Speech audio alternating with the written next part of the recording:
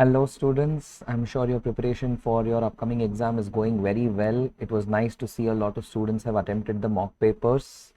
So here I am to just kind of guide you on what to do 3 to 4 days before the exam. Rather, this is not just a guide on what syllabus to do on which day, but also a reminder of what the syllabus is. I'll just remind you on what concepts are there in every chapter so that you can keep in mind that you don't have to miss anything in any chapter. Let's start off with the syllabus that we have. Chapter 1 talks about theoretical framework. You have Unit 1, meaning and scope of accounting. Unit 2, concepts, principles, conventions. Unit 3, capital and revenue items, contingent asset, contingent liability, accounting policies. Then you have your measurement discipline, valuation principles, and accounting standards. Do not skip chapter 1. Make sure to study chapter 1. All theory concepts. I've given you the summary material, can be done in about 2 hours of time.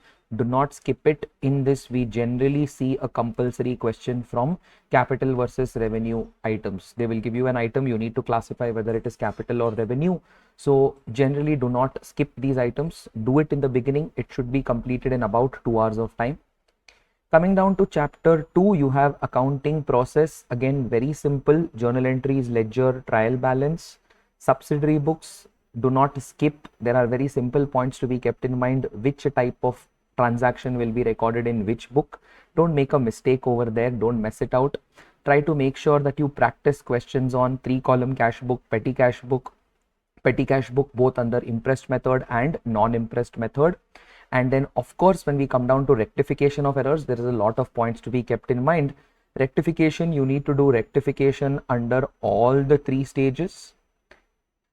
You need to check what is the effect on profit, effect of rectification on profit, effect of error on profit, effect on trial balance, questions related to preparation of suspense account, preparation of profit and loss adjustment account. Remember, what will you do with your balance in suspense account? What will you do with your balance in profit and loss adjustment account? Where will you transfer these balances? What if the trial balance difference is given? What if the trial balance difference is not given? Of course, you will do rectification of errors, but then don't miss out on all these smaller topics as well. Coming down to chapter 3, you have, I think, you're very confident on this chapter, bank reconciliation statement. You have your regular questions of cash book and passbook.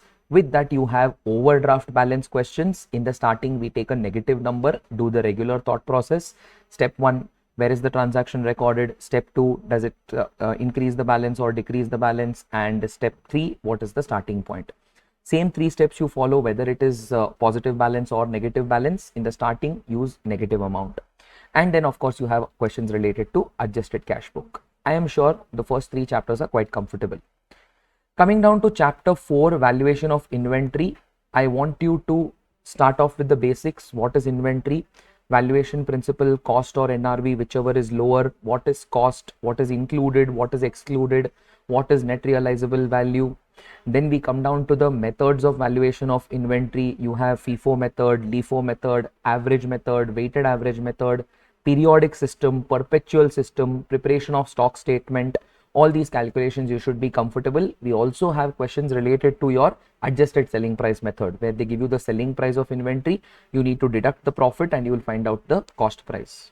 Apart from this, you have questions related to physical verification, before valuation date, after valuation date, giving special focus to transactions of approval or return basis, consignment basis, goods which are purchased but not delivered, basically goods in transit, or goods which are sold to the customer but not delivered.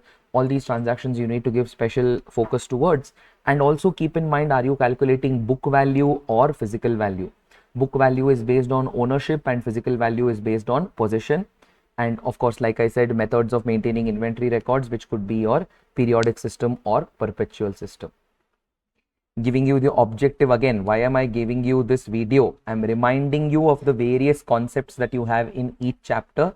Do not skip any concept. Any question can come in the exam. It is not like this topic is important or this topic is not important. Any topic can be asked in the exam. So this is just reminding you what type of questions can be asked.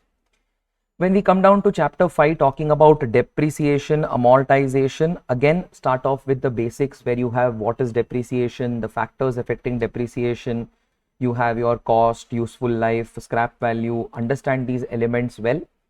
Then you come down to regular methods of valuation of depreciation, straight line method, written down value method, machine hour method, production unit method, depletion method, sum of years of digit method. Don't get confused between them. Have clear understanding between when to use which method. Apart from that, you also have change in useful life, change in method of depreciation, revaluation of fixed asset, upward, downward, first time, second time, and you also have depreciation on revalued asset.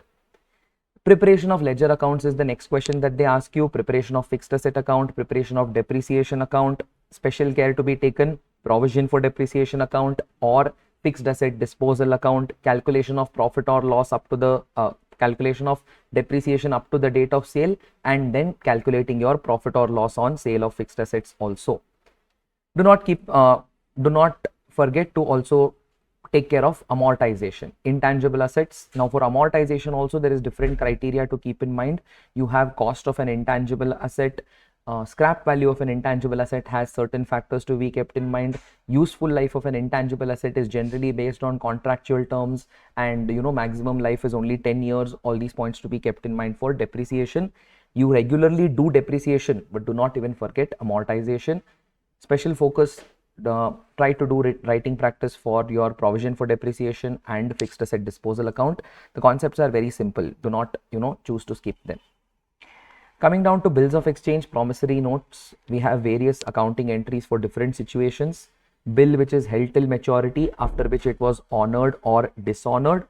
Then you have renewal of a bill, retirement of a bill, retirement early settlement, renewal late settlement, discounting of a bill of exchange, bill sent for collection, endorsement of a bill, insolvency of the drawee, and then all these cases can be combined together, miscellaneous entries. Important topic again here, accommodation bill. Wherever I feel students skip, I am reminding you of those topics. Do not skip provision for depreciation. Do not skip physical verification of inventory. Do not skip accommodation bill in bills of exchange. Coming down to chapter 7, final accounts of manufacturing, non-manufacturing entities. I think this is quite simple. Most of you are quite confident on this. Remember to practice your adjustments. We had discussed in class the treatment of adjustments in the preparation of final accounts.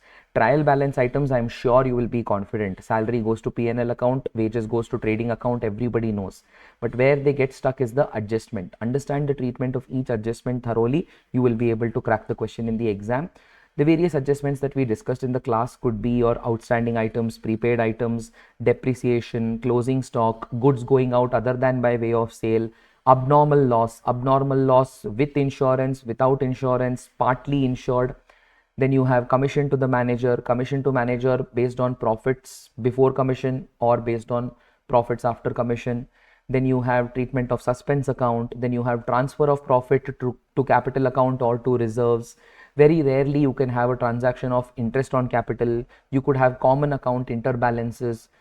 Discuss or understand the adjustments thoroughly so that whichever adjustment comes in the exam you should be able to crack it. Make sure to practice well provision for bad debts, provision for discount on debtors. Generally students make mistake in this particular area. I think you should practice it well with the different cases discussed in the class. Coming down to chapter 10, final accounts of NPO, we prepare receipts and payments account, we prepare income and expenditure account, and we prepare balance sheet. Simple points to be kept in mind: receipts and payments account, cash basis, income and expenditure account, accrual basis, and then you will prepare the balance sheet. Special focus to be given for special transactions of an NPO. You have donation, you have subscription, entrance fee, legacy, honorarium. Then you have your fixed assets and investments, you have your fund balances, capital fund. Treatment of all these items, if you understand, you will be able to automatically crack the question in the exam. Chapter 9, accounts from incomplete records. There's nothing specific that I can guide you upon in this chapter. I would say it's a mix of all the chapters. Some data will be given, some data will be missing. It's your job to identify what is given and establish a link between the given information and find out the missing information. This chapter can actually test whether you're going to become a successful chartered accountant or not. Then coming down to partnership, most of you are confident with unit 1, preparation of profit and loss appropriation account or capital account, current account, apart from which they could give you questions of capital ratio and minimum guaranteed profit. This is what is there in unit 1. Few theory questions, what is a partnership, what is an LLP, difference between partnership and LLP, who can be a partner in partnership, who can be a partner in LLP, minor partner, all these points can be taken care. True or false can come from this chapter here. Treatment of goodwill in partnership, unit 2, valuation of goodwill under different methods. You have your average profit, super profit, annuity basis, capitalization basis. Treatment of past profits after rectification may be a special point to be taken care. Then you have your treatment of goodwill, gaining partner to sacrificing partner. After unit 1 and 2, expected question in the exam, unit 3 or 4 or 5, admission, retirement or death of a partner. Again, 8 or 9 adjustments which we have discussed in the class. If you keep a track on those adjustments, nothing else can come in the exam. Calculation of new ratio, calculation of gain or sacrifice, distribution of existing reserves, revaluation either through regular account or through memorandum revaluation account. Goodwill adjustment again you can have different cases. Goodwill of the partner is given, or goodwill of the firm is given, or goodwill of the firm has to be found out. Then you could have your treatment of joint life policy, premium treated as an expense, premium treated as an asset, premium reserve account maintained, and then you have your capital adjustments. So if you take care of all these 8 to 10 adjustments, any question of the exam can be cracked well. You have your dissolution of partnership after this, unit 6. Dissolution, you have regular dissolution when all partners are solvent. Then you have dissolution when one partner is insolvent, where you will apply Garner versus Murray.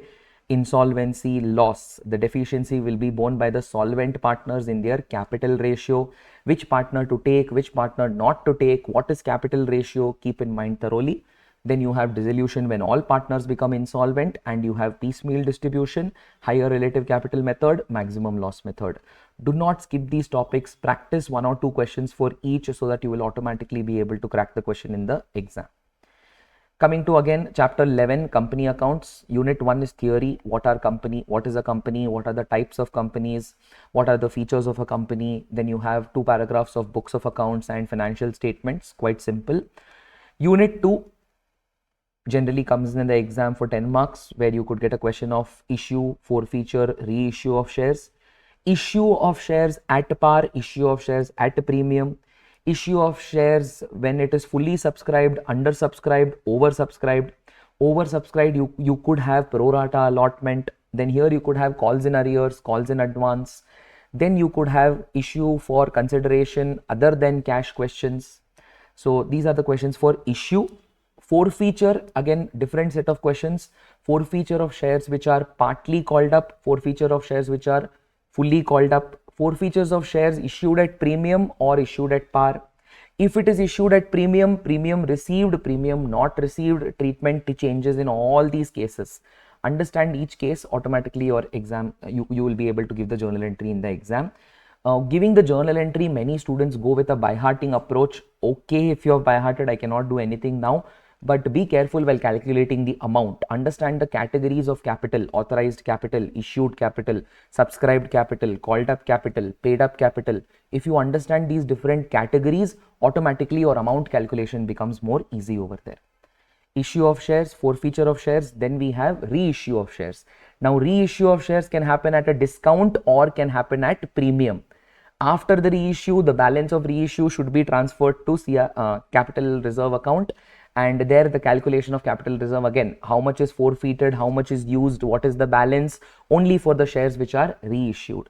Keep all these points in mind. Do not skip anything. Journal entry simple, amount calculation practice more. Issue of debentures, very similar to issue of shares. Issue of debentures at par, at premium, at a discount. Also to keep in mind the redemption price of the shares, the redemption price of the debentures. Debentures can be redeemable again at par, premium or discount. If they are, I'm sorry, it cannot be redeemed at a discount, practically not possible, because if you give 100 today, nobody will repay 90 tomorrow. Redemption at par or premium. If you are redeeming at premium, the loss is to be recorded today. Then you have interest on debenture, TDS on interest on debenture. Then you have treatment of loss on issue of debentures. The loss will be divided over the life of the debenture. The life may be the life of the debenture may be 5 years, 10 years. That depends on whether you are repaying after 5 years or whether you are repaying in installments. Accordingly, you will calculate that loss amount. Then coming down to the last 3 units, again, do not skip these units. I know they are new in the syllabus, but doesn't mean that you should skip them. Make sure to do. Unit 4 has bonus issue, right issue, calculation of right price. Only 3 type of questions. Unit 5 has redemption of preference shares. Redemption of preference shares either from fresh issue or from your profits. And then you have debentures. Redemption of debentures is quite simple. Where you need to take care is your debenture redemption reserve and debenture redemption reserve investment. These 2 points, if you take care, I'm sure you will be able to crack all the questions of company accounts as well. Now that you have a bifurcation of the entire syllabus, you know what concepts are there in which chapter. Let's get to a day-wise strategy. Few days before the exam, either you're doing 3 days before or 4 days before, how to cover the entire syllabus. If you're doing it 3 days before, then day 1 you would do chapter 1 to 5, day 2 you would do 6 to 9, day 3 you would do 10, 11, and on the exam day you would do the RTPs along with your quick summary. Do I suggest this? No, I would suggest to start 4 days before the exam. So if your exam is on 16th of September, on 16th of September, you will be doing the RTPs and you will be doing a quick summary of the entire syllabus. Quick conceptual summary can be done from your summary notes. RTP, Yeshas Academy YouTube page, we have solved the entire RTP as well. On 15th of September, you will be covering chapter 11, which is company accounts, just 1 day before the exam. 14th September, you will be covering chapter 10, partnership accounts. These 2 chapters itself have a good weightage of more than 30 marks. In fact, maybe even up to 45 marks. So just do them 2 days before the exam so that you remember them well for the exam. On 13th September, you will try to do chapter 7 to 9. 7, 8, 9, final accounts of proprietor, final accounts of NPO, and final accounts from incomplete records. Together, more or less related to each other. Do it on 13th September. On 12th September, you will be solving chapter 1 to chapter 5. That is your theoretical framework, your accounting process, bank reconciliation statement, inventory, and depreciation. Chapter 6, try to finish it on 12th. If it does not get over, then you can push it to 13th. No problem. But don't forget to do chapter 1 also. Do it in the beginning itself, because you know, if you push it to later on, then it gets skipped. So don't push it to later on. Do it order wise as per the ICI chapters itself. 12th September, you will start from chapter 1 to 5. Try to do chapter 6 also. If not, push chapter 6 to 13th. 13th, you will do 7, 8, 9. 14th, you will do chapter 10. 15th, you will do chapter 11. Now that you know, here you can see that I've kept only one chapter. Have good writing practice as well. Don't just read the questions. Try to do writing practice for chapter 10, 11 also. So with this, you have understood what to study, when to study, how to study, what not to skip. I am sure if you follow this, you will all be able to do it very well in the exam. Don't be nervous. Few last minute tips: don't touch a new material suddenly. Trust the material that you've been studying from. On the exam day, on the accounts exam day, don't worry too much about the answers. You've finished, you've written the exam and come back. Yeah, that's your duty. Start studying for the law paper instead of worrying too much about the accounts paper. Be confident, walk into the exam hall with a confident smile, out with a satisfied one. Awaiting a message on how your exams have gone. Wishing you all the very best. See you, Dhanush sir.